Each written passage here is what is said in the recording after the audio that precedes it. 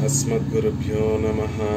श्रीरङ्गसिंहगिरिदेशिकपादसेवा प्राप्ताखिलद्रविडवेदरहस्यजातं श्रीगौतमान्वयजमाश्रितभागधेयं गोपालदेशिकमहं शरणं प्रपद्ये। श्रीमद्गौतमवंशनायकमणेर्गोपालसूरेसुतं तत्पादाम्बुजलब्धयुग्मनिगमान्तार्थं सुशीलं सदा सद्विद्याविनयादिसद्गुणनिधिं स्वाचार्यनिष्ठान्वितं वन्दे वैष्णवभूषणं तमनघं श्रीरङ्गरामानुजं कौशिकान्वयसञ्जातं वेङ्कटार्यतनूभवं वेदान्ताचार्यसच्शिष्यं उडैवर्लुगुरुं भजे। श्रीशैलेश इत्यादि प्रणतोऽस्मि नित्यं कासिनियोर्तां वाजकलियुगते वन्दुदित्तु ஆசிரியப்பாவதனால் அருமறை நூல் விரித்தானை தேசிகனை பராங்குசனை திகழ்வகுலத்தாரானை மாசடையா மனத்து வைத்து மறவாமல் வாஷ்டுதுமே. శ్రీమత్కృష్ణ సమాప్యాయ నమో యామనసూనవే యత్కటాక్షైకలక్షాణం సులభ శ్రీధర సదా. భాగవతోత్తములందరికీ దాసోహాలు సమర్పిస్తూ ఆళ్వార్లు యజుర్వేదానికి సారంగా అనుగ్రహించినటువంటి తిరువాసిర్యం అనేటటువంటి ప్రబంధాన్ని అధ్యయనం చేసేటటువంటి ప్రయత్నం చేస్తున్నాం. అందులో భాగంగా 4వ పాసురాన్ని సేవించేటటువంటి ప్రయత్నం చేస్తున్నాం. ఊజితో రూజియోవాదు వాజియ என்று யாம் தொஜைசயங்குள் யாவகை உலகமும் யாவருமில்லா மேல் வரும் பெரும் பாஷ்காலத்து இரும் பொருட்கெல்லாம் அரும்பெறல் தனிவித்து ஒருதானாகி தெய்வனான்முக கொழுமுளை இன்று முக்கண்ணீசனொடு தெய்வு பலனுதலி மூவுலகம் விளைத்த உந்தி మాయక్కడవుడల్ మాముదలడియే అని ఈ పాసురంలో ఆళ్వార్లు భాగవతోత్తములతో కూడినటువంటి ఆళ్వార్లు నిత్యము భాగవతోత్తములు ఎలా వారు ఏం చేస్తూ ఉంటారో, వారు కాలాన్ని ఎలా సద్వినియోగం చేసుకుంటూ ఉంటారు అంటే పల్లాండు పల్లాండు పల్లాయిరత్తాండు సేవడి సెవ్వి తిరుక్కాపు అని నిత్యము కూడా పెరుమాళకి మంగళాశాసనం చేస్తూ భాగవతోత్తములు వారి కాలాన్ని ఉజ్జీవనం చెందుతూ ఉంటారు. కాబట్టి ఆళ్వార్లు కూడా ఆ భాగవతోత్తముల్ని అనుసరిస్తూ వారికి ఆనందం కలగచేయడం కోసం పరమాత్మకి మంగళాశాసనం, వారితో కలిసి పరమాత్మకి మంగళాశాసనం చేస్తూ అది మాకు సంభవిస్తుందా ఇసయంగొల్ స్వామి, కల్పాలు తరబడి నీకు మంగళాశాసనం చేసేటటువంటి అవకాశం మాకు లభిస్తుందా, అలా లభింపచెయ్యి అని ఈ పాసురంలో కోరుకుంటున్నారు. ఊరితో రోజు కాదు వాజియ ఎండ్రు యాం తొజ ఇసయంగుల్, కల్పం తరబడి ఎటువంటి విచ్ఛేదం లేకుండా, ఓవాదు అంటే ఎటువంటి విచ్ఛేదం లేకుండా, వాజియ వర్ధిల్లాలి, పెరుమాళ్ళు వర్ధిల్లాలి ఎండ్రు అని యాం తోజ మేమందరం కూడా స్తుతించేటటువంటి అవకాశం ప్రసాదించు ఇసయంగోల్. అది కూడుతుందా, అది సంభవిస్తుందా, అలా ఈ లోకంలో అది సంభవిస్తుందా, అలా సంభవించేటట్టుగా మమ్మల్ని కటాక్షించు స్వామి అని ఆళ్వార్లు ఈ పాసురంలో కోరుకుంటున్నారు. ఒక్కొక్క పాసురానికి ఒక్కొక్క స్థాయికి ముందుగా పెరుమాళ్లను సేవించడం, పెరుమాళ్ళ యొక్క దివ్యమంగళ విగ్రహాన్ని అనుభవించడము, పెరుమాళ్ళ యొక్క కళ్యాణ గుణాలను సేవించడము, వాటిని అనుభవించడం అనేటటువంటి స్థితి కలిగి ఉండాలి. తర్వాత ఆ భక్తి ప్రేమగా మారేటటువంటి స్థితి పొందాలి. ఆ తర్వాత ఆ ప్రేమ ఆ భగవంతుడి పట్లే కాకుండా, ఆ పర్యంతమే కాకుండా భాగవతోత్తముల పర్యంతము ఆ ప్రేమ, ఆ ఆదరణ, ఆ భక్తి ఉండాలనేటటువంటి విషయాన్ని 3వ పాసురంలో తెలియజేశారు. ఇక 4వ పాసురంలో ఆ భాగవతోత్తములతో కూడి పెరుమాళ్ళకి నిత్యము మంగళాశాసనం చేయడమే జీవితం యొక్క పరమార్థము అనేటటువంటి విషయాన్ని 4వ పాసురం అనుష్ఠానంలో చూసుకున్నా కూడా ఒక్కొక్క దశ జీవితంలో మనం సాధిస్తూ ఉండాలి. మొదట పెరుమాళ్ళని అనుభవించడం అంటే పెరుమాళ్ళ గురించి వినడము, పెరుమాళ్ళ గురించి నిధితాసితవ్యం నిత్యము కూడా పెరుమాళ్ళను ధ్యానం చేస్తూ ఉండడము, పెరుమాళ్ళ పట్ల ప్రీతి కలిగి ఉండడము మొదటి దశ. ఆ తర్వాత కలిగేటటువంటి దశ ఆ లోపల జనించినటువంటి ఆనందంతో నిత్యము పెరుమాళ్ళని మనసులో చింతిస్తూ స్మరిస్తూ ఉంటూ ఆ ఆనందాన్ని అనుభవించటం రెండవ దశలో, అనుష్ఠానంలో రెండవ దశ. మూడవ దశలో భాగవతోత్తముల్ని ఆదరించడము, వారి అభిమానాన్ని పొందడము మూడవ దశ. నాలుగవ దశ వారితో కూడి పెరుమాళ్ళకి నిత్యమంగళాశాసనం, నిత్యము మంగళాశాసనం సమర్పించడము. ఈ జీవిని యొక్క పరమార్థము, జీవితం యొక్క లక్ష్యము అనేటటువంటి విషయాన్ని అనుష్ఠాన పర్యంతము కూడా ఆళ్వార్లు అనుగ్రహిస్తున్నారు. ఈ పాసురానికి ప్రతి పదార్థము అర్థము నిన్నటి రోజున తెలుసుకోగలిగాము. దాన్ని పెరియవాచాన్ పిళ్ళై, పరమ కారుణికులైనటువంటి పెరియవాచాన్ పిళ్ళై అనుగ్రహించినటువంటి వ్యాఖ్యానాన్ని ఈరోజు సేవించేటటువంటి ప్రయత్నం చేద్దాం. ఊజితో రూజి, కల్పములు తరబడి, కల్పములు తరబడి, ఎన్నెన్ని కల్పాలు వచ్చినా కూడా, నువ్వు ఎక్కడ ఉంచినా కూడా నేను కోరుకునేటటువంటిది నీకు మంగళాశాసనం చేసేటట్టుగా నన్ను అనుగ్రహించు అనే మాత్రమే నేను కోరుకుంటున్నాను. అదే ఊజి తోరూజి, కల్పము మరొక కల్పం, మరొక కల్పం, దాని మీద ఇంకొక కల్పం, దాని మీద ఇంకొక కల్పం, ఎన్ని కల్పాలు వచ్చినప్పటికీ కూడా నీకు మంగళాశాసనం చేసేటటువంటి తత్పరత నాకు కలిగించు అనేటటువంటి విషయాన్ని చెప్తున్నారు. కల్పందొరుం కల్పందొరుం కల్పందొరుం కల్పందొరుం, మళ్ళీ ఇంకొక ఎన్ని కల్పాలు నేను ఎలా ఉన్నప్పటికీ కూడా ఈ జన్మలో నన్ను మానవుడిగా పుట్టించావు, మరు జన్మలో దేవతా శరీరంలోకి నన్ను ప్రవేశపెట్టావు, లేకపోతే స్థావర శరీరంలోకి నన్ను ప్రవేశపెట్టావు, లేకపోతే తిర్యక శరీరంలోకి నన్ను ప్రవేశపెట్టావు. ఎలా అయినా పర్వాలేదు స్వామి, నాకు కావాల్సినది నీకు మంగళాశాసనం చేయడమే. అహల్య అదృశ్య రూపంలో ఉన్నప్పటికీ కూడా ముని గౌతమ మహర్షి యొక్క శాపంతో అహల్య అదృశ్య రూపము అని కొంతమంది చెప్తారు.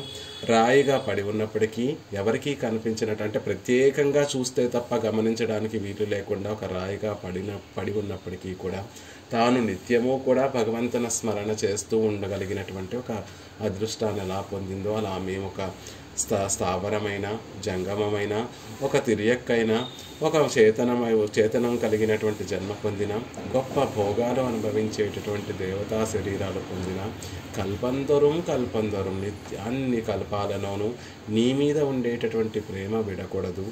నీకు కైంకర్యం, నీకు మంగళాశాసనం చేసేటటువంటి సౌభాగ్యాన్ని మేము కోల్పోకూడదు అని కోరుకుంటున్నారు. మధుతాన్ నిత్యాగ్నిహోత్రమాగవన్నాదు అంటే అది నిత్యాగ్నిహోత్రంలా ఉండాలా అండి అంటే అలా ఉండకూడదు సుమా. లోకంలో రోజు పంచ సంస్కారాలు పొందినటువంటి వారు, లేకపోతే ఉపనయనం పొందినటువంటి బ్రాహ్మణుడు నిత్యాగ్నిహోత్రం అనేటటువంటిది ఆచరించాలి. అంటే పొద్దున్న పూట, మధ్యాహ్నం పూట, సాయంకాల రాత్రి సమయంలోనూ అగ్నిని ఆరాధిస్తూ ఉండాలి. ఆ అగ్నికి సంబంధించినటువంటి కార్యములు చేస్తూ ఉండాలి. దాన్ని నిత్యాగ్నిహోత్రము అంటారు. లోకంలో తీరు ఎలా ఉంటుంది అంటే ఏదో పొద్దున పూట చేసేసి, పొద్దున పూట కార్యక్రమాన్ని అంతటినీ కూడా చేసేసి, నేను మధ్యాహ్నము సాయంత్రము చేయకపోయినప్పటికీ కూడా నేను నిత్యాగ్నిహోత్రాన్ని ఆరాధిస్తున్నానండి అని లోకంలో అందరం చెప్పుకుంటూ ఉంటాం. అలా కాకుండా, అలా అంటే దానిని అనుసరించినప్పటికీ కూడా దానికి పేరు నిత్యాగ్నిహోత్రమే అయినట్టుగా ఇది ఉండాలా అంటే కాదు. ఇది ఆ నిత్యాగ్నిహోత్రంలా ఆచరించకపోయినా ఆచరిస్తున్నాము, దాని పేరే నిత్యాగ్నిహోత్రం అయినట్టుగా, ఆచరించకపోయినా దానికి ఒక సార్థక నామధేయం కలిగినట్టుగా ఉండకూడదు మా ప్రవర్తన. కల్పందొరం ప్రతి కల్పంలోనూ నీకు మంగళాశాసనం, ఒక్క క్షణం కూడా నిన్ను విడవకుండా మంగళాశాసనం చేసేటట్టుగా ఉండాలి తప్ప ఏదో నిత్యాగ్నిహోత్రంలో పేరుకు మాత్రమే నిత్యాగ్నిహోత్రమై ఏదో ఒక పూట దాన్ని అగ్నిని ఆరాధించడమో, అసలు ఆరాధించకపోయినా కూడా దాని పేరు నిత్యాగ్నిహోత్రమే అయినట్టుగా ఉండకూడదు సుమా అంటున్నారు. మరి ఎలా ఉండాలండి అంటే ఓవాదు ஒரு క్షణము ఇడై విడాదే, ఒక్క క్షణం కూడా విడిచిపెట్టకుండా, ఊజితో రోజి నిత్యము కూడా మేమందరం కలిసి వాజియ పెరుమాళ్ళు వర్ధిల్లాలి అనేటటువంటి తలంపుతోటి తోజా స్తుతించి మంగళాశాసనం చేసేటట్టుగా మమ్మల్ని కటాక్షించు. ఓవాదు, ఒక్క క్షణం కూడా విడవకుండా, ఒక్క క్షణం కూడా మరొక ఆలోచన రాకుండా, ఒక్క క్షణం కూడా విచ్ఛేదము లేకుండా, ఊజితో రోజి ఓ వాదు, ఒక్క క్షణం కూడా నిన్ను విడిచిపెట్టకుండా నీకు కల్పాలు తరబడి నీకు మంగళాశాసనం చేసేటట్టుగా కటాక్షించు స్వామి అని కోరుకుంటా. అలా చేసేటటువంటి ఒక ఒక అదృష్టము సౌభాగ్యము మాకు లభిస్తుంది ఇసయంగోల్, అలాంటి ఒక సౌభాగ్యం మాకు లభిస్తుందా, అటువంటి భాగ్యం మాకు లభిస్తుందా అని కోరుకుంటున్నారు. ఇత్తాల్ మేల్ ఎల్లాం కూడి చెయ్యప్పుగువదు ఎన్నెన్నిల్. ఇలా ఒక్క క్షణం కూడా విడిచిపెట్టకుండా కల్పాలు తరబడి చేసేది ఏమిటండి, అందరూ కలిసి చేసేది ఏమిటండి అంటే వాజియ ఎన్నుమిత్తనై, వాజియ. ఆనాడు స్వామి త్రివిక్రముడిగా లోకాలన్నీ కొలిచాడే, ఆయన శ్రమ తీరేటట్టుగా ఆనాడు ఎవరూ ఆయనకి మంగళాశాసనం చేయలేదు. ఈనాడు మనం అందరం కలిసి దానికి మంగళం పాడదాం రండర్రా అని నిత్యము మంగళాశాసనం చేయాలి. ఎదురుగుండా పెరుమాళ్ళు పురప్పాడికి వస్తే పురప్పాడికి స్వామి నడుచుకుంటూ మన దాకా వచ్చాడే, ఆయనకి ఎంత శ్రమ కలిగి ఉంటుందో, ఇంత అందంగా ఆయన అలంకరించుకొని మనకి సేవ సాగిస్తున్నాడే, ఆయనకి ఎంత దృష్టి దోషం కలుగుతుందో అని నిత్యము కూడా ఏ అవస్థలో ఉన్నప్పటికీ కూడా పెరుమాళ్ళకి మంగళము.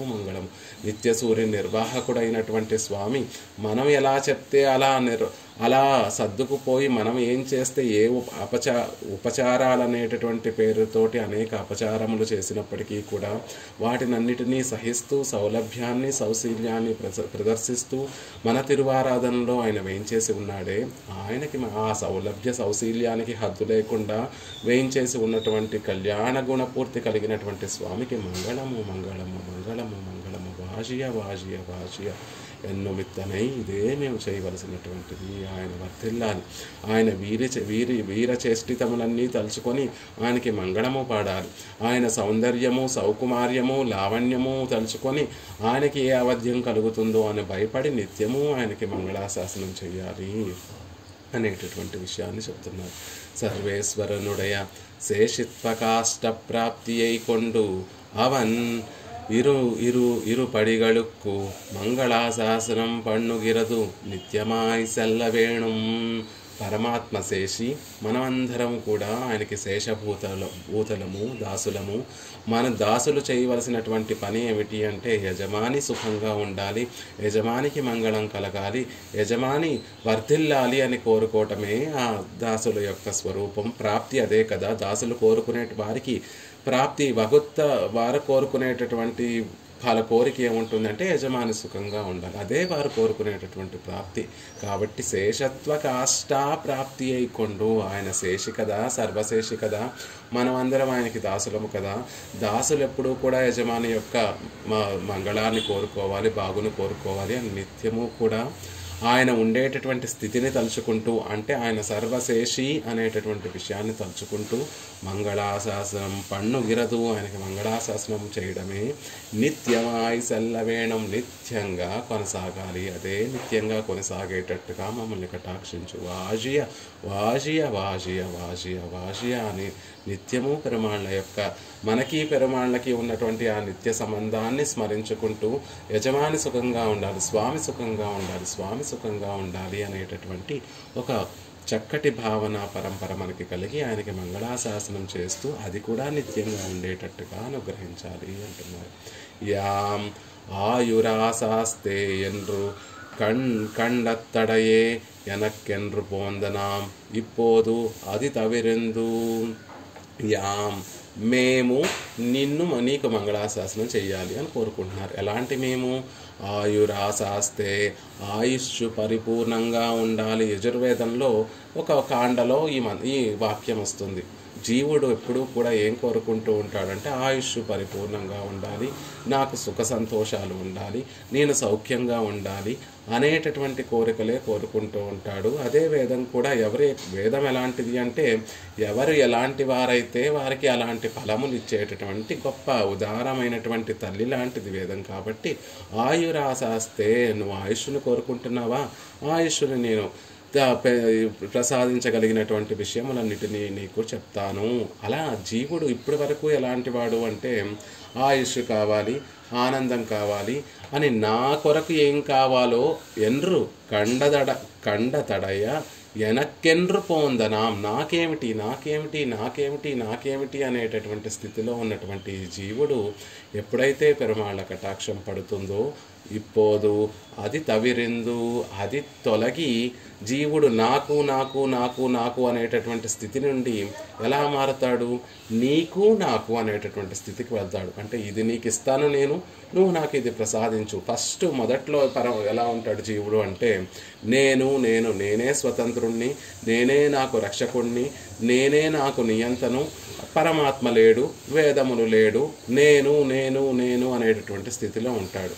కొంచెం పరివర్తన చెందిన తర్వాత అంటే పరమాత్మ కటాక్షం పడి కొంచెం బాగుపడిన తర్వాత ఎలా ఉంటుంది అంటే పరమాత్మ ఉన్నాడు అని గ్రహించి పరమాత్మ దగ్గర నుండి తన ఇహలౌక సుఖాలన్నిటినీ కూడా తీర్చుకోవడం కోసం స్వామి నీ కొరకు నేను ఈ యాగం చేస్తున్నానయ్యా, నీ కొరకు నేను ఈ జపం చేస్తున్నాను, దానికి బదులుగా నాకు ఇది ప్రసాదించు, ఆయుష్ని ప్రసాదించు, ఆరోగ్యాన్ని ప్రసాదించు, ఐశ్వర్యాన్ని ప్రసాదించు అని కోరుకునేటటువంటి స్థితికి వెళ్తాడు జీవుడు. అంటే నీకు నాకు, నేను నీకు ఇది ఇస్తాను, నువ్వు నాకు ఇది ఇస్తాను అనేటటువంటి స్థితికి వెళ్తాడు.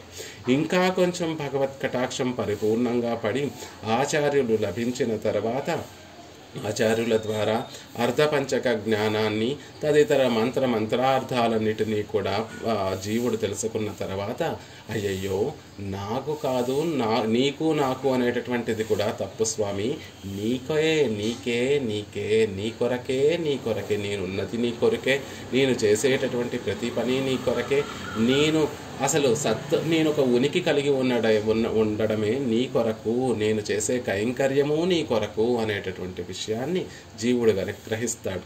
ఆ ముందు స్థితి వరకు కూడా నీకు నాకు అనేటటువంటి స్థితిలో కూడా జీవుడు కొంచెం మంచివారైతే గనక కైంకర్యం ఆ స్థితిలో కూడా ఏమీ కోరుకోకుండా ఇహలోక సుఖాలు కోరుకోకుండా కైంకర్యం చేస్తూ ఉంటాడు జీవుడు. కానీ ఆ కైంకర్యాన్ని చేసేటప్పుడు జీవుడు ఏమని భావిస్తాడు? ఈ కైంకర్యం నా ఆనందం కోసం అని నీకు నాకు అనేటటువంటి స్థితిలో జీవుడు అలా భావిస్తూ ఉంటాడు. కానీ ఆచార్య కటాక్షం లభించిన తర్వాత నా కొరకు ఈ కైంకర్యం కాదయ్యా, నీ కొరకు ఈ కైంకర్యం, నా కొరకు నేను లేనయ్యా, నీకు దాస్యం చేయడం కొరకే నేనున్నాను, నా కొరకు నేను వినియోగపడకూడదయ్యా, నీకు వినియోగపడడం కోసమే నేను ఉన్నాను అనేటటువంటి విషయం అప్పుడు జీవుడికి అర్థమవుతుంది. కాబట్టి యాం అంటే అప్పటి వరకు ఎలాంటిని మేము, అప్పటి వరకు అహంకారంతో ఉన్నటువంటి మేము అది పోయి ఇప్పోదు అది తవిరిందు అది పోగొట్టుకో ఆచార్య కటాక్షంతో అది పోగొట్టుకొని నీకే ఉన్నాము అనేటటువంటి మేము అంటున్నారు. అలా ఒక పరివర్తన చెందినటువంటి మేము తొజగయ్యాగిరదు మంగళాశాసనం పన్నుగయ్యా ఎత్తు. తొజ అంటే సేవించడము అని అర్థం, దాసోహం సమర్పించడము అని అర్థం, కీర్తించడము అని కూడా స్తుతించడము అని అర్థం. ఇక్కడ త్వజ అంటే ఏమంటున్నారు? మంగళాశాసనం చేయడమే త్వజ. పరమాత్మని సేవించడము, పరమాత్మకి కైంకర్యం చేయడము అంటే ఏమిటండి అంటే ఆయన సుఖంగా ఉండాలి, ఆయన ఆనందంగా ఉండాలి అని ఆయన ఆనందం కోసం చేసేటటువంటి ప్రతి పనిని చిన్న పనిని కూడా కైంకర్యము అంటారు, సేవించడము అంటారు. త్వజ అంటే ఇక్కడ మంగళాశాసనం చేయడం. இசையங்கொள் எனக்கென்று போந்தாது தவிரிந்து உனக்கெங்கையாகிறது நெடுவாசீரே. ఎనక్కెండ్ర పోందాదు తవిరిందు ఉనక్కెంగైయాగిరదు నెడువాసి. అప్పటి వరకు ఎలా ఉన్నాను? అసలు అది సంభవిస్తుందా? అలా నిత్యము పెరుమాళ్ళకి మంగళాశాసనం చేయడం అనేటటువంటిది ఒకటి సంభవిస్తుందా? ఏదో హారతి ఇచ్చేసి స్వామి నాకు ఈ కోరికలు ఉన్నాయి, ఈ హారతి ఇస్తున్నాను, ఈ హారతి నువ్వు స్వీకరించి, మంగళాశాసనాన్ని నువ్వు స్వీకరించి నా కోరికలు నాకు కావలసిన కోరికలను తీర్చవయ్యా అని కోరుకునేటటువంటి వారే ఉంటారు తప్ప ఈ సంసారంలో. ఎనక్కెండ్రు పోందాదు తవిరిందు నాకు చాలు స్వామి అనేటటువంటి విషయం తొలగించుకొని ఉనక్కెంగై ఆగిరదు, నీకు ఏం కావాలి, నీ కొరకు ఇది చేస్తున్నాను అనేటటువంటి భావన నెడువాసీరే. గొప్ప తారతమ్యం ఉంటుందండి ఆ భావనలో. నీకు నాకు నాకు నాకు నాకు నాకు అనుకోవటం పోయి నీకే ఉన్నాను, నీకే చేస్తున్నాను అనేటటువంటి భావన చాలా కష్టమైనటువంటి భావం. దానికి దీనికి చాలా తారతమ్యం ఉంటుంది. ఎప్పుడైతే మనం మన కొరకు అని చేస్తున్నామో అందులో ప్రేమ ఉండదు. నాకు నువ్వు ఇది ఇస్తే నీకు నేను ఇది చేస్తాను అనేటటువంటి విషయంలో ఎక్కడా కూడా ప్రేమ అనేటటువంటిది కనపడదు. అది ఎలా ఉంటుంది అంటే ఒక వ్యాపారం చేస్తున్నట్టుగా, స్వామి నీ కోసం నేను ఇవాళ ఇన్ని చేశానయ్యా, దానికి ప్రతిఫలంగా నువ్వు నాకు ఇది కటాక్షించు అని కోరుకుంటే అది ఒక వ్యాపారం అవుతుందే తప్ప అందులో ప్రేమ కానీ అందులో మధురానుభూతి కానీ ఏమీ ఉండదు. కానీ ఎప్పుడైతే మనం దాన్ని విడిచిపెట్టి నీ కొరకే ఉన్నాను, నీ కొరకే చేస్తున్నాను, నీ కొరకే నేను జీవిస్తున్నాను అనేటటువంటి భావన కనుక ఉంటే అప్పుడు మన మనసంతా కూడా ఆనందంతో ఉండిపోతుంది. పరమాత్మ కటాక్షం, పరమాత్మని అనుభవించగలిగినటువంటి స్థితిలోకి మనం వెళతాము. కాబట్టి దానికి దీనికి చాలా తేడా ఉంటుందండి. ఎనక్కెండ్రు పోంద అది తవిరిందు ఉనక్కెంగై ఆగిరదు నడివాసిరే, నాకు ఇది నాకే కావాలి అనేటటువంటి స్థితి నుండి నీ కోసమే ఉన్నాను అనేటటువంటి స్థితికి చాలా తేడా ఉంటుంది. కూడాద ఇప్పే తోడే కూడువార్కు, అసలు ఇది కూడటమే కష్టం. ఒకవేళ ఇది కూడితే పెరుమాళ్ళ కటాక్షంతో ఇలా కూడాలి, చాలా దుర్లభమైనటువంటి ఈ ప్రాప్యాన్ని పొందాలి అనేటటువంటి ఆశతోటి ఆళ్వార్లు ఇసయంగోళ్ స్వామి కటాక్షించగలవా? ఈ సంసారంలో నాకు నాకు నాకు అని దాన్ని విడిచిపెట్టి నీ కొరకే ఉన్నాను అనేటటువంటి భావన కలగటమే దుర్లభమయ్యా, సుదుర్లభమయ్యా. కాబట్టి వాసుదేవ సర్వమితి, నేనున్నటువంటిది వాసుదేవుడి కోసమే, వాసుదేవుడే నాకు అన్నీ, వాసుదేవుడి కోసమే నేను ఉన్నాను, నేను చేసేటటువంటి ప్రతి పని కూడా వాసుదేవుడికి ఆనందింపజేయడం కోసమే అనేటటువంటిది ఒకటి సంభవించడమే సదుర్లభము, చాలా దుర్లభమైనటువంటిది. అలా కూడాలి అని ఆశపడుతున్నాను అంటున్నారు. అలా నువ్వు కటాక్షించు స్వామి అని కోరుకుంటున్నారు. ఇప్పటి ప్రార్థిక్కిరదు అవనుడయ ఎందత్సయలే అనుసంధితో ఎన్నిల్, ఇలా ప్రార్థించేటటువంటిది ఆయన ఏ చేష్టితాన్ని అనుభవిస్తూ ఇలా ప్రార్థిస్తున్నారు ఆళ్వార్లు అంటే తర్వాత పాసురంలో ఉన్నటువంటి విషయాలు. ఒక్కొక్క పాసురంలో కూడా ఒక్కొక్క పరమాత్మ యొక్క ఒక్కొక్క చేష్టితాన్ని తలుచుకుంటూ దానికి సంబంధించినటువంటి విషయాలను మనకు అనుగ్రహిస్తున్న. కిందటి పాసురంలో పరమాత్మ అనన్య ప్రయోజనం కలిగినటువంటి వారు తనని ఆశ్రయిస్తే వారి కోరికలను తీర్చడానికి తానెంత కష్టపడతాడో ఆ క్షీరసాగర మథన వృత్తాంతానంతటిని కూడా అనుగ్రహించారు క్రిందటి పాసురంలో. అది అనుగ్రహిస్తూ అలా అనన్య ప్రయోజనాన్ని కోరుకుంటూ ఆశ్రయించేటటువంటి వారు కాదండి పరమాత్మ యొక్క భక్తులు అనేటటువంటి వారు. పరమాత్మ యొక్క భక్తులు అడిగే వరకు అనే ఆ పరమాత్మ యొక్క భక్తులు ఎలాంటి వారు అంటే అనన్య ప్రయోజనములు ఏమీ కూడా లేనటువంటి వారు, ఆయనే కావాలని కోరుకునేటటువంటి వారు. అలాంటి భక్తులకి దాసులం అవ్వాలని కోరుకుంటున్నాము అని క్రిందటి పాసురంలో క్షీరసాగర వృత్తాంతాన్నంతటినీ కూడా తెలియజేశారు. ఇప్పుడు మరి ఈ పాసురంలో ఏ వృత్తాంతాన్ని తెలియచేస్తూ పరమాళ్ళకి మంగళాశాసనం చేయాలి అంటే ఆయన పరత్వాన్ని సూచించేటటువంటి ఒక గొప్ప వృత్తాంతాన్ని మనకి అనుగ్రహిస్తున్నారు. ఇక్కడ సృష్టి అంతా కూడా ఎలా జరుగుతుంది అనేటటువంటి విషయాన్ని, ఆ సృష్టికి కారణభూతుడైనటువంటి వాడు ఎవరు అనేటటువంటి విషయాన్ని ఈ పాసురంలో మనకు అనుగ్రహిస్తున్నారు. ఉపనిషత్తులు కూడా ఎవరిని ధ్యానం చేస్తే మనకి మోక్షం లభిస్తుంది అంటే కారణంతు ధ్యేయ, ఎవరైతే లోకాలంతటికీ కూడా కారణభూతుడు అతన్ని ధ్యానిస్తే మనకి మోక్షం లభిస్తుంది. సంసారం అనేటటువంటిది చక్రం దాని నుండి విడుదల కలిగి మోక్షం అనేటటువంటిది లభిస్తుంది అని చెప్తారు. కాబట్టి ఆ వృత్తాంతాన్ని ఉపనిషత్తుల్ని అనుసరించి ఆళ్వార్లు కూడా పరమాత్మ ఈ లోకాలన్నిటినీ కూడా సృష్టించేటటువంటి విషయాన్ని మనకు తెలియజేస్తున్నారు. అది ఏ చేష్టితాన్ని అనుగ్రహిస్తున్నారు అంటే యావగై ఉలగం యావరుమిల్ల మేల్వரும் பெரும் பாஷ்காலத்து இரும் பொருட்கெல்லாம் அரும் பெறல் தனிவித்து ஒருதானாகி தெய்வ நான்முக கொழுமுளையின்று ముక్కన్నీసనుడు దైవ పలనుదలి అని ఆ పరమాత్మ ఎలా ఈ సృష్టినంతటినీ కూడా చేస్తున్నాడో ఆ విషయాన్నంతటినీ కూడా అనుగ్రహిస్తున్నారు. ముందే ఉళ్ళదరు వస్తువు தானமும் பண்ணினவளவன்றிக்கே முதலிலே அழுந்து கிடந்த వస్తువై అడి తొడంగి ఉండాకి నమక్కు పండిన మహోపకారత్తుకు. అంటే ఏ పరమాత్మ చేసినటువంటి ఏ చేష్టితాన్ని గురించి ఆళ్వార్లు తలుచుకొని ఆయనకి మంగళాశాసనం చేసేటటువంటి భాగ్యం లభిస్తుందా అని కోరుకుంటున్నారు అంటే ఆయన చేసినటువంటి మహోపకారాన్ని తలుచుకొని ఆయనకి మంగళాశాసనం చేసేటటువంటి నిత్యము ఆయనకి మంగళాశాసనం చేసేటటువంటి అవకాశం లభిస్తుందా అని కోరుకుంటున్నారు. ఆయన చేసినటువంటి ఆ మహోపకారం ఏమిటండి అంటే సాధారణంగా లోకంలో చూడండి, ఉపకారము మహోపకారము రెండిటికి తేడా ఏమిటి అంటే ఉపకారం అంటే మున్బే ఉళ్ళదు ఒక వస్తువుకు ఒక గుణాధానం పండినం అంటే ఉన్నటువంటి వస్తువుకి దానిని ఉన్నటువంటి స్థితి కన్నా ఒక గొప్ప స్థితిని కలిగించడం, దానికి ఒక గొప్ప స్థితి కలిగిస్తే దానిని ఉపకారము అంటారు. లోకంలో ఒక కోవెల లేదు, ఒక ప్రదేశంలో ఎక్కడా కోవెల లేకపోతే ఆ కోవెలను నిర్మించి అక్కడ పెరుమాళ్ళను ప్రతిష్ఠ చేసి అందరూ పెరుమాళ్ళను సేవించేటటువంటి విధంగా చేసినటువంటి వారిని ఉపకారకులు అంటారు. జీర్ణావస్థలో ఉన్నటువంటి ఒక కోవెల్ని ఉద్ధరిస్తే దాన్ని ఉపకారము అంటారు.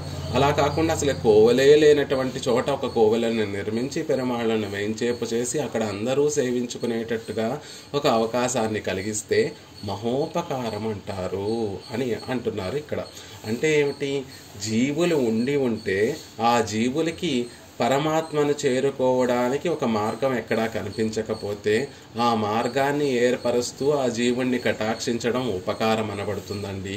అసలు జీవులే లేనటువంటి స్థితిలో ఆ జీవుల్ని మళ్ళీ జన్మింపచేసి మళ్ళీ ఆ జీవులందరినీ కూడా సృజించడం అనేటటువంటిది మహోపకారం కదా. మున్బే ఉళ్ళదొరు వస్తువుకు ఒక గుణాధానం పండినలవండ్రికే, ఉన్నటువంటి వస్తువుకి ఒక గుణాలను ఆపాదించి దాన్ని ఉజ్జీవింప చేయడం కాకుండా మొదలిలే అజందు కిడంద వస్తువై మొదలిలే అసలు లేనటువంటి అసలు నామరూపాలు నశించిపోయి లేనటువంటి ఒక వస్తువు ఎక్కడో మూల పరమాత్మ లోపల ఎక్కడో మూల పడి ఉన్నటువంటి ఒక వస్తువుకి అడితొడంగి ఉండాకి నమక్కు పండిన మహోపకారత్తు అలా నామరూపాలు లేకుండా నశించిపోయి ఉన్నటువంటి జీవతత్వాలన్నిటినీ జీవులందరినీ కూడా మళ్ళీ పరమాత్మ తన సంకల్పంతో వాటికి మళ్ళీ శరీరాలన్నిటినీ కూడా కటాక్షించి తనని చేరుకోవడానికి ఒక అవకాశం ఇస్తున్నాడే, అది కదా మహోపకారం అంటే. ఎవరు చేస్తారా? తల్లి ఒక బిడ్డకి జన్మనిస్తే ఆ బిడ్డకి తల్లి మీద అవ్యాజమైనటువంటి ప్రేమ ఉంటుంది. ఆ తల్లి ఎప్పుడూ ఆ బిడ్డని ప్రేమగా చూసుకుంటుంది. ఆ బిడ్డడు తల్లి పట్ల ఎంతో ఆదరాతిశయంతో ఉంటాడు. ఆ తల్లి రుణం ఆ బిడ్డడు తీర్చుకోలేకుండా ఉండేటటువంటి స్థితిలో ఉంటాడు. పరమాత్మ కూడా మనందరికీ తల్లి ఎంత ఉపకారం చేస్తుందో అంత గొప్ప ఉపకారం చేస్తున్నాడండి. నామరూపాలు లేకుండా పడి ఉన్నటువంటి మనందరికీ కూడా తన మనసులో దయ ఉప్పొంగగా తాన కటాక్షం ఆ జీవుల మనందరి మీద నామరూపాలు లేకుండా పడి ఉన్నటువంటి మనందరి మీద పడేటట్టుగా చేసి ఈ సృష్టినంతటినీ కూడా చేస్తున్నాడు. ఆ సృష్టి క్రమంలో మనందరికీ కూడా శరీరాన్ని ప్రసాదిస్తున్నాడు. అవయవాలతో కూడి ఇంద్రియాలతో కూడి ఎలా చెప్తే అలా వినేటటువంటి ఒక శరీరాన్ని, మన అధీనంలో ఉండేటటువంటి ఒక శరీరాన్ని ప్రసాదిస్తున్నాడు. ఆ శరీరాన్ని ఈశ్వరునికి వినియోగించమని శాస్త్రాన్ని కూడా ఈ శరీరం ఉన్నది విచిత్ర దేహ సంపత్తి ఈశ్వరాయ నివేదితం. ఈ శరీరం విచిత్రమైనటువంటి, నువ్వు ఎలా చెప్తే అలా నడుచుకునేటటువంటి ఈ శరీరం ఉన్నది పరమాత్మకి వినియోగపడడం కోసమే అనేటటువంటి విషయాన్ని మనకి తెలియచేసేటట్టుగా శాస్త్రాన్ని ప్రసాదిస్తున్నాడు. తర్వాత ఇత్యాది ఉపకారాలన్నీ కూడా చేస్తున్నాడు. అది కదా మహోపకారము.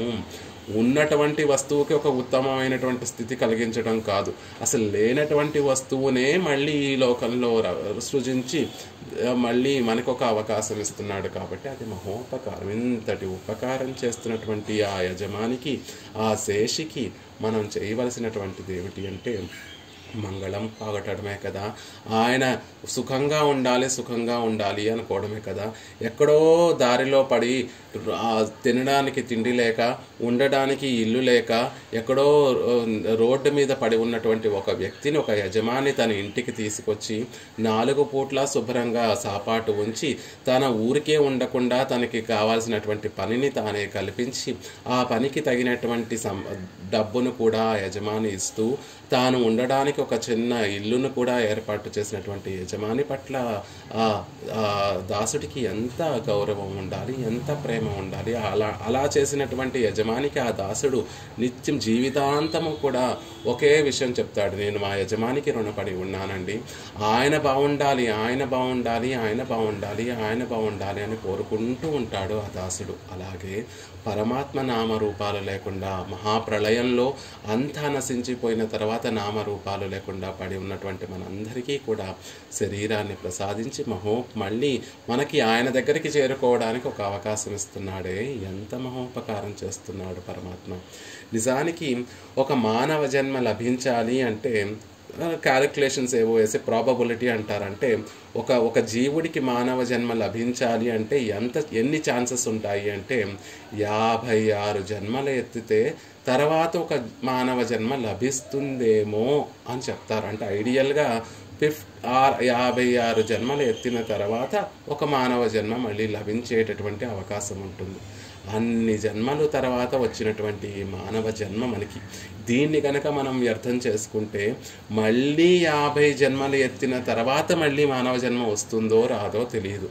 భగవంతుడు పెరుమాళ పరమపదం చేరుకోవాలి అంటే కేవలం మానవులకి మాత్రమే సాధ్యమవుతుంది.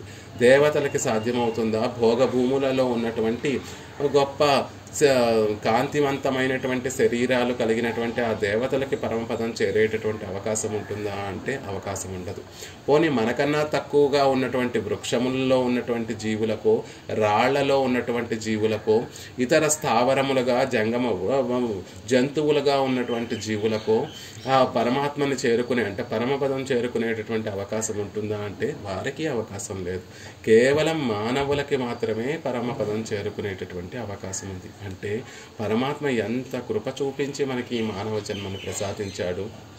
ఈ మానవ జన్మని మనం కేవలం విషయానుభవం కోసము శరీరాన్ని శరీరమే ఆత్మ అని మనం అలవాటు పడిపోయినట్టు ఆ 56 జన్మల నుండి శరీరం ఆత్మ, శరీరమే ఆత్మ, శరీరమే నేను అన్న 56 జన్మలు కాదు, అంతకుముందు కొన్ని కోట్ల జన్మల నుండి శరీరమే నేను అని భావన కలిగినటువంటి మనం అందరం కూడా ఈ జన్మలో కూడా శరీరమే నేను అనుకొని భావిస్తూ దాన్ని పోషించుకుంటున్నామే తప్ప ఆత్మోజ్జీవనం కోసం ఏమీ చేయలేకపోతున్నాం. ఈ జన్మని కూడా మనం వృధా చేసుకుంటే మళ్ళీ ఎప్పటికి వస్తుందో 56 జన్మల తర్వాత వస్తుందో రాదో తెలియదు. ఆ 56 జన్మలు కూడా ఒకవేళ పోనీ వస్తుంది అనుకుంటే ఆ 56 జన్మలలో పొరపాటున ఏ రాయిగానో ఏ పర్వతంగానో పరమాత్మ తర్వాత జన్మలో మనని పుట్టిస్తే ఆ జన్మ ఇప్పుడంటే ఆయుష్ 100 సంవత్సరాలలో 50 సంవత్సరాలు 60 సంవత్సరాలు 80 సంవత్సరాలు పూర్తయిన తర్వాత ఈ జీవితం అయిపోతుంది.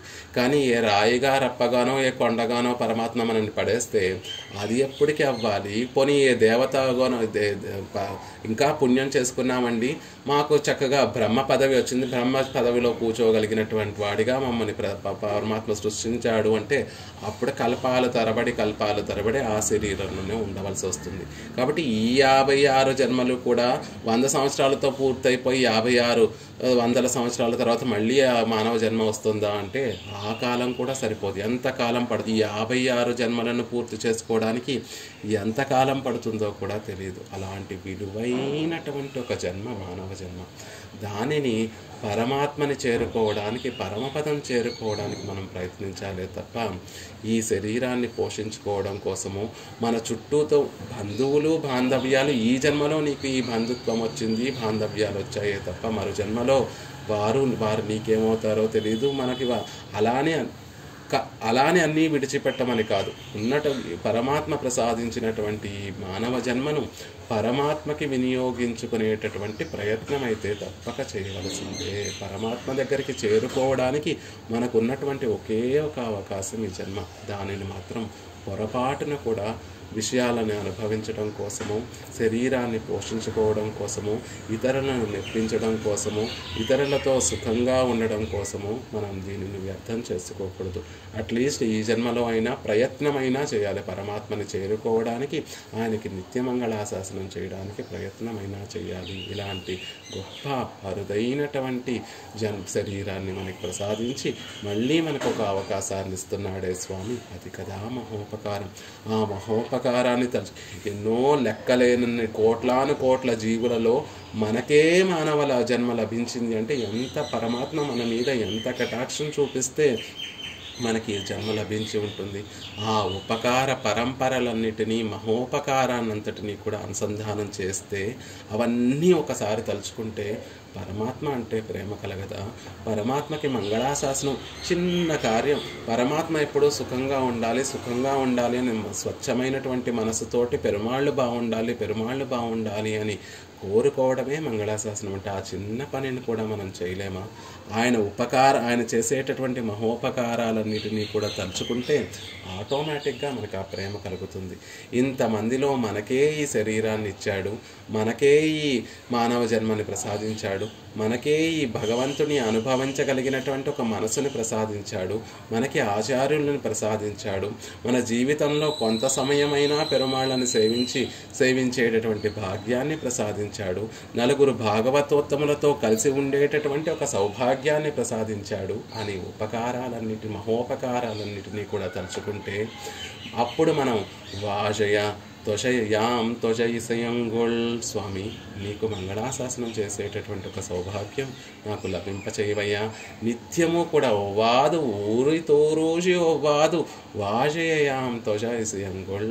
కల్పం తరబడి నువ్వు చేసినటువంటి తల్లి రుణం ఎలా అయితే మనం తీర్చుకోలేము అని అనుకుంటున్నామో, అలా పరమాత్మ చేసేటటువంటి మహోపకారం యొక్క రుణం కూడా మనం తీర్చుకోలేము.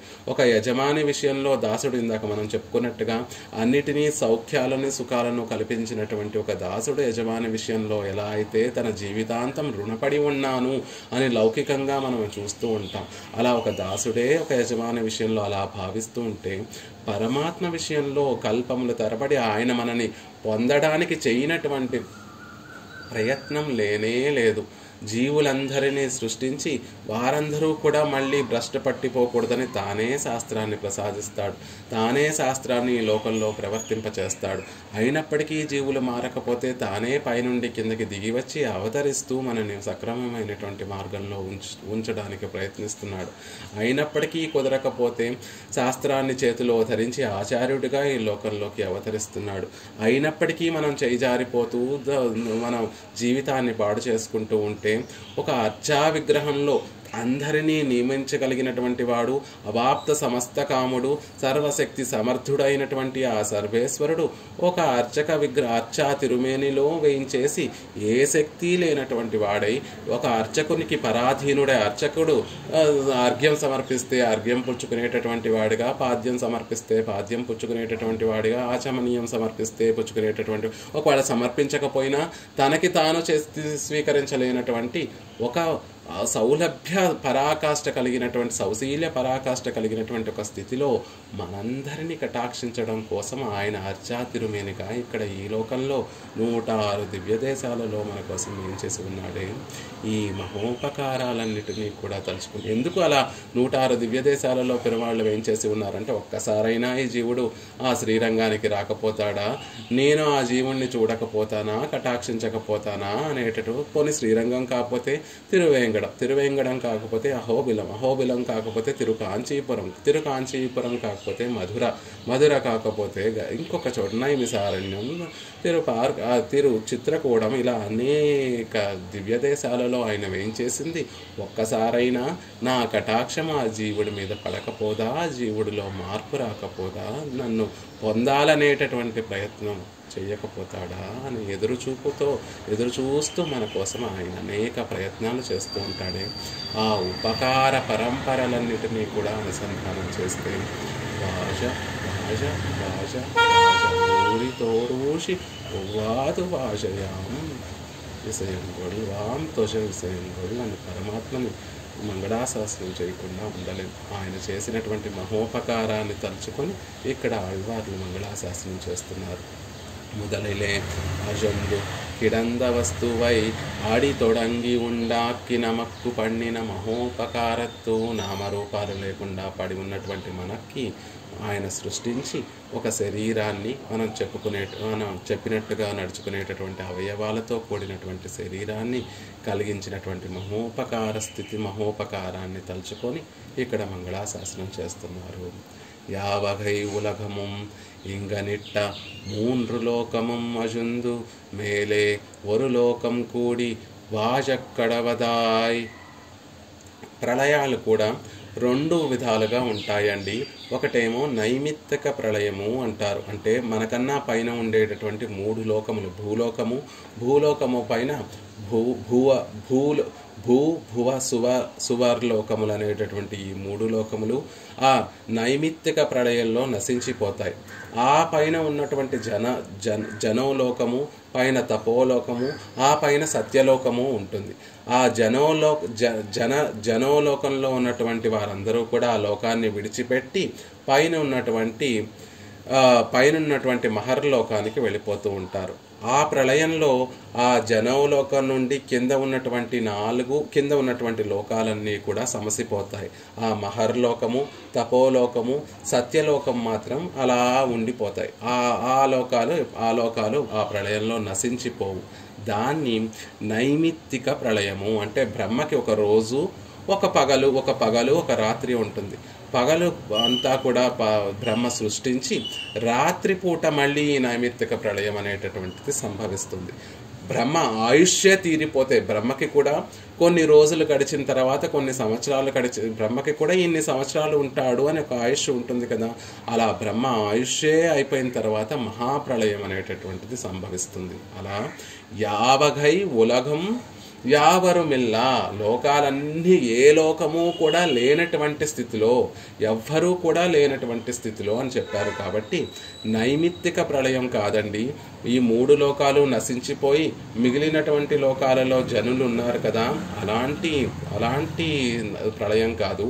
ఇది మహాప్రళయంలో ఉన్నటువంటి మహాప్రళయం గురించి ఇక్కడ చెప్తున్నారు.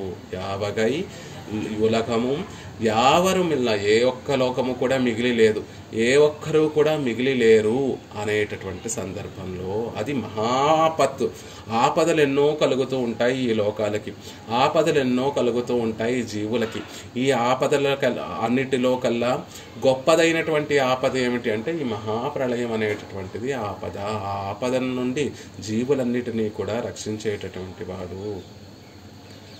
మ్యూట్లో పెట్టుకోవాలమ్మా, చూడమణి గారు మ్యూట్లో పెట్టుకోండి తల్లి. మున్బే ఇంగనిట్టు మూండ్రు లోకం అజందు మేలే ఒరు లోకమం కూడి వాజక్కడవదాయ్. మూడు లోకాలు నశించిపోతే పైన ఉన్నటువంటి లోకాలు స్థిరంగా ఉండేటటువంటి ప్రళయం కాదండి. అవ్వరుగొండ్రు కూడి ఇరుక్కడవదాయిరుప్పదు ஒரு ప్రళయం ఉండిరే అప్పడి అన్రిక్కే ఎవ్వగై పట్టలోకంగళం. అలా ఒక ప్రళయం ఉంటుంది, నైమిత్తిక ప్రళయం అని ఉంటుంది. అందులో కొన్ని లోకాలు ఉంటాయి, అందులో కొంతమంది జీవులు ఉంటారు. అలాంటిది కాదు ఇప్పుడు చెప్పుకునేటటువంటి ప్రళయము, మహాప్రళయము అంటున్నారు. యావరుమిల్లా ఎల్లారుం ఒక్క లయక్కచ్చైదే మార్కండేయాదిగల్ నిత్యత్వం என்றுவார் ఉండిరే అంగనం ఒరువరన్రిక్కే. అలా ఎవ్వరూ లేనటువంటి మహాప్రళయం, మార్కండేయులు లాంటి వారు చూసినటువంటి, మార్కండేయ మహర్షి లాంటి వారు చూసినటువంటి ప్రళయం. ఎల్లారం ఒక్క లయక్కచ్చేది, అందరూ ఒకే విధంగా లయం చేయబడినటువంటి మహాప్రళయం. అందరూ ఒకే విధంగా లయం చేయబడడం అంటే జీవులు, మానవులుగా ఉన్నటువంటి మనము పరమాత్మ ఉదరంలోకి వెళ్ళిపోతాం. ఆ పక్కన స్థావరములుగా ఉన్నటువంటి రాళ్లల్లో, రప్పల్లో ఉన్నటువంటి వారు, జంగమంలో చెట్లలో ఉన్నటువంటి ఆ జీవులు పరమాత్మ లోపలికి నామరూపాలు నశించిపోయి పరమాత్మ ఉదరంలోకి వెళ్ళిపోతారు. మనకన్నా పైన ఉన్నటువంటి గంధర్వులు, యక్షులు, దేవతలందరూ కూడా పరమాత్మ లోపలికి, మనతో సమానంగా పరమాత్మ లోపలికి వెళ్ళిపోతారు. ఆ దేవతలలో కూడా గొప్పవాడైనటువంటి ఇంద్రుడు కూడా మనతో సమానంగానే పరమాత్మ ఉదరంలోకి వెళ్ళిపోతాడు. ఆ ఇంద్రుడి కన్నా గొప్పవాడు రుద్రుడు కూడా మనతో సమానంగానే పరమాత్మ ఉదరంలోకి, ఆ పైన ఉన్నటువంటి చతుర్ముఖ బ్రహ్మ కూడా యావரும் ఎల్లారం ఒక్క లయక్కచ్చైదే అలా అందరూ సమానంగా ఆ స్థితిలో, మహాప్రళయ స్థితిలో ఇతను చతుర్ముఖ బ్రహ్మ అని, ఇతను రుద్రుడు అని, ఇతను ఇంద్రుడు అని, ఇతర దేవతలు అని, వీరు మానవులు అని, వీరు స్థావరములు అని, వీరు జంగమములు అని తేడా లేకుండా అందరూ ఒకే విధంగా ఆయన ఉదరంలోకి వెళ్ళి రక్షింపబడతారే. ఆ ప్రళయం గురించి చెప్తున్నారు. యావగై ఉలగము యావరం ఇలా, ఏ ఒక్క లోకము కూడా మిగిలి ఉండకుండా, ఏ ఒక్క జీవుడు కూడా మిగిలి ఉండకుండా తమ నామ రూపాలన్నిటినీ కూడా నశించిపోయి పరమాత్మ ఉదరంలో రక్షింపబడినటువంటి స్థితిలో అంగనం ఒరువన్రికి అక్కడ ఒక్కరు కూడా ఉండరండి ఆ స్థితిలో. అందుకనే యావరం ఇలా అంటున్నారు.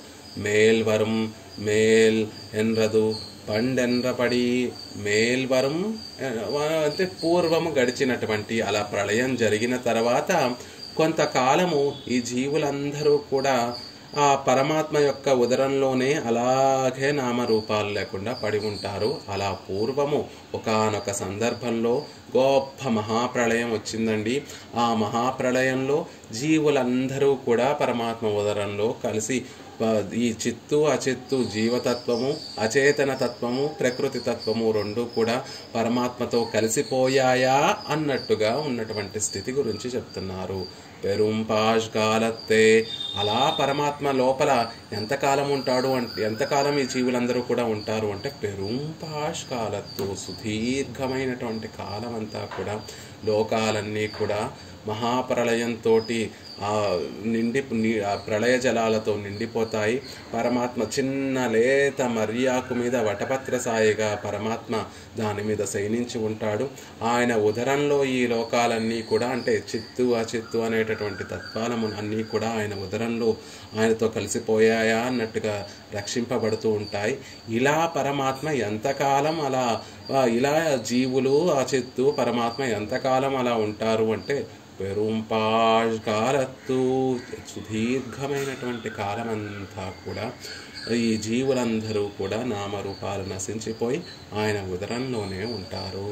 కర్షకన్ ఉవర్త తరయై ఉవర్కజియ నిరుత్తుమా పోలే విళైక్కైక్కు ఇవత్తినుడయ దుర్వాసనయ్యే అజైక్కాకవరు బ్రహ్మావినుడయ ఆయుస్సిత్తనయ్యం అజత్తిట్టు వైక్కుమాయిత్తు. ఎంతకాలం పరమాత్మలు అలా ఉంటారు అంటే ఒరు బ్రహ్మావినుడయ ఆయుస్సు, ఒక బ్రహ్మ యొక్క ఆయుష్ ఎంతో అంతకాలము ఈ జీవులందరూ కూడా నామరూపాలు నశించిపోయి పరమాత్మ ఉదరంలో ఉండి రక్షింపబడతారు అంటున్నారు.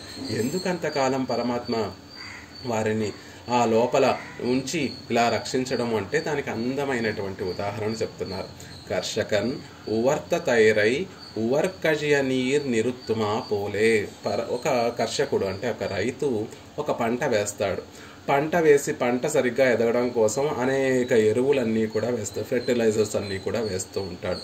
వేసిన తర్వాత పంట చక్కగా పండిన తర్వాత పంటనంతటినీ కూడా కోసేసాడు, మళ్ళీ అమ్ముకున్నాడు, అయింది. మళ్ళీ ఇంకొక పంట వేసే ముందు ఆ రైతు ఏం చేస్తాడు అంటే అప్పటి వరకు ఆ ఎరువులన్నిటినీ కూడా తీసుకొని ఉన్నటువంటి భూమి కదా, అందులో ఉప్పు సారం ఎక్కువైపోతుందని ఆ పొలాన్నంతటినీ కూడా నీటితోటి నింపి ఉంచుతాడట. కొంతకాలం కొన్ని రోజులు ఆ పొలాన్నంతటినీ కూడా నీటితో నింపి ఉంచుతాడట. ఎందుకు అంటే ఆ భూమిలో ఉన్నటువంటి ఉప్పంతా కూడా కరిగి ఆ నీళ్ళల్లోకి వస్తుంది. కొంతకాలం తర్వాత ఆ నీరుని మళ్ళీ బయటికి పంపించేస్తూ ఉంటాడు రైతు. అంటే కొన్ని రోజులు ఆ భూమి నీటితో తడిపి నీరు నిండుగా ఉండేటట్టుగా పొలాన్నంతటినీ కూడా నింపి గట్టును కొట్టేస్తే, కొన్ని రోజుల తర్వాత గట్టును కొట్టేస్తే ఆ నీరంతా కూడా మళ్ళీ పొలం నుంచి బయటకు వచ్చేస్తుంది. ఆ నీరుతో పాటు అధికంగా ఉన్నటువంటి ఉప్పంతా కూడా అంటే అక్కర్లేనటువంటి లవణములన్నీ కూడా ఆ నీటితో పాటు బయటకు వచ్చేస్తాయి. మళ్ళీ భూమి ఆ పొలము సారవంతమైనటువంటి భూమిగా మారుతుంది. అలా ఒక కర్షకుడు పొలాన్ని నీటితోటి తడిపిన విధంగా విళక్కైకు ఇవత్తినుడయ దుర్వాసనయ్యే. ఈ ఆత్మ పరమాత్మ ఉదరంలో నామరూపాలు నశించిపోయి పరమాత్మలో చేరినప్పటికీ కూడా ఎలా ఉంటుంది ఈ ఆత్మ అంటే, ఈ ఇంద్రియములన్నీ కూడా సూక్ష్మ రూపాన్ని ధరించి ఆత్మని పట్టుకునే ఉంటాయి. ఆ ఇంద్రియములతో పాటు ఆ జన్మలోనూ అంతకు ముందు జన్మలోనూ మనకి అలవాటైనటువంటి పనులన్నీ కూడా వాసనల రూపంలో ఆ జీవుడితోనే ఉంటాయి. పరమాత్మ జ్ఞానస్వరూపుడు కాబట్టి, జ్యోతిస్వరూపుడు కాబట్టి, ఆయనలో పవిత్రుడు కాబట్టి, మంగళానాంచ మంగళం, అన్నిటినీ కూడా మంగళమైనటువంటి వాటిగా చేసేటటువంటి వాడు కాబట్టి, ఈ దుర్వాసనలన్నీ కూడా మనకుండేటటువంటి ఈ ఆత్మకుండేటటువంటి దుర్వాసనలన్నిటినీ కొంచెం తగ్గించడం కోసం పరమాత్మ తనలోనే ఈ జీవులందరినీ కూడా ஒரு బ్రహ్మావినుడయ ఆయుష్యత్తనయ్యం అజిత్తిట్టు వైక్కుమాయిత్తు, తనలో ఒక బ్రహ్మ యొక్క ఆయుష్ ఎంతకాలం ఉంటుందో అంతకాలం తనలోనే ఉండి రక్షిస్తాడు సర్వేశ్వరుడు. అలా ఉంచుకోవడం కూడా అంతకాలం పెరుంపాష్ కాలత్తు అని అంతకాలం తన ఉదరంలో ఉంచుకోవడానికి ఉండేటటువంటి కారణం ఏమిటి అంటే, ఆయనతో కలిసి ఉంటే ఆయన మహత్తు వల్ల, ఆయన ప్రభావం వల్ల మనకున్నటువంటి ఈ ఆత్మకున్నటువంటి దుర్వాసనలన్నీ కూడా పోగొట్టడం కోసం ఆయన మనని అంతకాలం ఆయన ఉదరంలోనే ఉంచుకొని రక్షిస్తాడు. నామరూపాలు లేనటువంటి ఆత్మలన్నిటినీ కూడా తన ఉదరంలో వాటి యొక్క వాసనలు అంటే పూర్వజన్మలో నుండి వచ్చేటటువంటి అలవాట్లన్నిటినీ కూడా కొంచెం తగ్గించడం కోసం ఆయన ఒక బ్రహ్మ యొక్క ఆయుష్ ఎంత ఉంటుందో అంత ఆయుష్ ఆయనలో ఉంచుకొని రక్షిస్తాడు. ఎలా అండి ఇదా అంటే, ఒక లౌకిక ఉదాహరణ, రైతు పంట చేతికి అందిన తర్వాత ఆ పంట పొలాన్ని నీటితో నింపినట్టుగా పొలంలో ఉన్నటువంటి అధిక లవణములన్నీ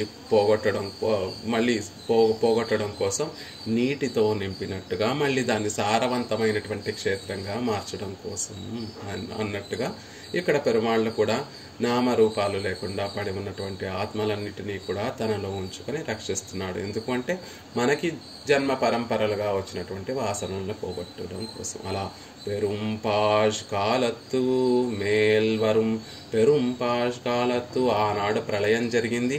ఆ ప్రళయం తర్వాత ఒక బ్రహ్మ యొక్క ఆయుష్ ఎంతకాలం ఉంటుందో అంతకాలము ఈ జీవులు నామరూపాలు లేకుండా సుదీర్ఘమైనటువంటి కాలం అంతా కూడా పెరుమాళ్లలో పడి ఉన్నారు. అలా పడి ఉంటే మనకి ప్రయోజనం కలుగుతుందా అండి? కనీసం బయటికి వచ్చి రక్షించు స్వామి అని చెప్పుకోవడానికి కూడా అవకాశం లేదు. స్వామి నన్ను రక్షించు అని ప్రార్థించడానికి కూడా అవకాశం లేదు. అందుకే ఆ సందర్భంలో పరమాత్మని పొందలేము కాబట్టే అరుంపెరల్, అలా ఉన్నటువంటి ఆత్మవస్తువులన్నిటికీ కూడా రక్షించమని కోరుకోవడానికి లేదు. పరమపదం చేరి నిత్యము పరమపదనాథుడికి కైంకర్యం చేస్తూ ఆనందించవలసినటువంటి ఈ జీవుడు నామరూపాలు నశించిపోయి పరమాత్మలో ఒక మూల పడి ఉండి మళ్ళీ జన్మ కోసం వేచి ఉండేటటువంటి అత్యంత దీనమైనటువంటి స్థితి ఆ స్థితి. అలాంటి స్థితిలో ఉన్నటువంటి మనందరికీ కూడా పరమాత్మ తానే నిర్హేతుకంగా, అంటే ఎవరో మనం కూడా ప్రార్థించడానికి లేము అక్కడ. ఇంకొకరు ఎవరైనా ప్రార్థించారా అంటే ఇంకెవరూ కూడా లేరు. ఆయన ఒక్కడే ఉన్నాడు. నారాయణుడు ఒక్కడే ఆ సందర్భంలో ఉన్నాడు. ఆయనే నిర్హేతుకంగా ఆయన మనసులో దయ ప్రవహించగా అప్పుడు ఆయన మళ్ళీ అయ్యో జీవులకి ఇలా ఉండకూడదు, మళ్ళీ వారికి శరీరం ఇద్దాము, స్వామి నువ్వే నాకు రక్షకుడివి, నీకు నేను శరణాగతి చేస్తున్నాను అని వారి చేత అనిపిద్దాము. ఒక్కసారి వారు నీకు నేను శరణాగతుణ్ణి అంటే ఇంకా చాలు, వారిని పట్టుకొని ఈడ్చుకొచ్చి సంసారం నుండి ఈడ్చుకొచ్చి పరమపదంలో వేసేద్దాము. ఈడ్చుకురావడం అంటే ఆనందంగా, అది కూడా దుఃఖంతో కాకుండా ఆనందంగా ఆ ఆదరాన్ని చూపిస్తూ తీసుకొచ్చి పరమపదంలో వేద్దాము అని తాను సంకల్పించాడు పరమాత్మ అనేటటువంటి విషయాన్ని చెప్తున్నాడు. ఇరుం పొరుట్కెల్లాం దేవ మనుష్యాది రూపమాయ్ అసంఖ్యేయమాయ్ அச்சித் சம்ஸ்பிருஷ்டங்களுமான జీవవస్తువులకెల్లాం ఇవర్ పొరుట్కెల్లాం. ఆ సందర్భంలో దేవతలు మనుషులుగా ఉన్నటువంటి రూపుతిర్యక్కులుగా స్థావరములుగా ఉన్నటువంటి వారందరూ కూడా, జీవులందరూ కూడా, అసంఖ్యాకములైనటువంటి జీవులందరూ కూడా అచిత్ సంస్పృష్ట ఇంకడు మన అప్పటి వరకు ప్రకృతితోటి సంబంధం ఉన్నటువంటి జీవ వస్తువుల జీవజాతం అంతా కూడా అరుంపెరల్ ఇవ్వళవిల్ వందు ముఖం కాట్టువాన్ ఒరువనై కిడయాదిరే. ఆ జీవులకి మొహం చూపించేటటువంటి వారు కూడా ఒక్కరూ లేనటువంటి స్థితిలో, అలా నామరూపాలు లేకుండా పడి ఉన్నటువంటి స్థితిలో పరమాత్మని చూద్దాము, పరమాత్మని రక్షించమని కోరుకుందాము అన్న ఆయన దుర్లభుడుగా ఉన్నటువంటి స్థితిలో ఏదో శరీరం ఉంటే అప్పుడు నీకు నేను శరణాగతి చేస్తున్నానయ్యా, నువ్వే నాకు రక్షకుడివి, నువ్వే నన్ను రక్షించి తీరాలి అని రక్షాపేక్షం ప్రతీక్షతే అని ప్రతీక్షించేటటువంటి సర్వేశ్వరుడికి మన చేసేటటువంటి శరణాగతి మనం ఉన్నటువంటి స్థితిని పరమాత్మకు తెలియచేసుకొని ఆయనని ప్రార్థించేటటువంటి అవకాశమైనా ఉంటుంది. ఇలా నామరూపాలు లేకుండా ఒక మూల పడి ఉన్నటువంటి జీవులందరికీ కూడా అరుంపెరల్ ఆయనని పొందడం చాలా దుర్లభంగా ఉంటుందండి. అసలు ఆయనని పొందడం కాదు, ఆయనను వారి ముఖాన్ని చూసేటటువంటి వారు మరొకరు లేనటువంటి స్థితి. ఇవ్వళవిల్ వందు ముఖం కాట్టవాన్ ఒరువనై కిడయాదిరే. ఒక్కరు కూడా అయ్యో జీవులు పడి ఉన్నారే వారిని రక్షిద్దామే అని ఒక్కరూ కూడా లేనటువంటి అటువంటి స్థితిలో ఉన్నారు వారందరూ కూడా. ఆఘయాల్ పేరుదర్కు హరియా. కాబట్టి పురుషార్థాన్ని పొందలేనటువంటి వారు అరుంపెరల్ అంటే పురుషార్థాన్ని పొందలేనటువంటి వారు. పురుషార్థం ఏమిటి అంటే పరమపదం చేరి పరమపదనాథుడిని నిత్యము సేవిస్తూ ఆయన ఆనందపడుతూ ఉంటే ఆనందాన్ని చూసి మనం అనుభవించడం అది పురుషార్థం. కాబట్టి ఆ పురుషార్థాన్ని కోల్పోయినటువంటి వారు, ఆ పురుషార్థాన్ని పొందడానికి వీలు లేనటువంటి ఆ జీవజాతాన్నంతటినీ కూడా జీవులందరినీ కూడా పరమాత్మే మళ్ళీ కటాక్షించాడు. తనివిత్తు ఒరుతానాకి. ఎవరో వచ్చి వీరిని రక్షించండి, రక్షించకపోతే ఎలా కుదురుతుంది అని ప్రశ్నించేటటువంటి వారు మరొకరు లేరు. ఎవరో వచ్చి తాను ఆ మళ్ళీ సృష్టిని ఆరంభించకపోతే ఎవరో ఏదో అనుకుంటారేమో అనేటటువంటి బెంగ పరమాత్మకి లేదు. ఆ లోపల ఉన్నటువంటి జీవులే ప్రార్థించారా, అది కారణమవుతోందా పరమాత్మని సృష్టించడానికి అంటే వారందరూ కూడా అరుంపెరల్ పురుషార్థాన్నే కోల్పోయినటువంటి వారై అసలు ముఖాన్ని చూపించేటటువంటి వారి ఒక్కరు కూడా లేనటువంటి స్థితిలో ఉన్నారు. ఇంకా వారు ప్రార్థించడం అనేటటువంటిది అసంభవం. కాబట్టి జీవులు ప్రార్థించలేదు, బయట ఎవరూ పరమాత్మని ప్రేరేపించలేదు. ఆయనే తన ప్రేరణతోటి అంతటా మళ్ళీ సృష్టి చేస్తున్నాడు. అందుకే తని విత్తు ఒరుతానాగి. తనిగా ఆయనే ఒక మూల సృష్టికంతా కూడా మూల కారణమవుతున్నాడు. ఒరు అంటే అద్వితీయమైనటువంటి వాడు.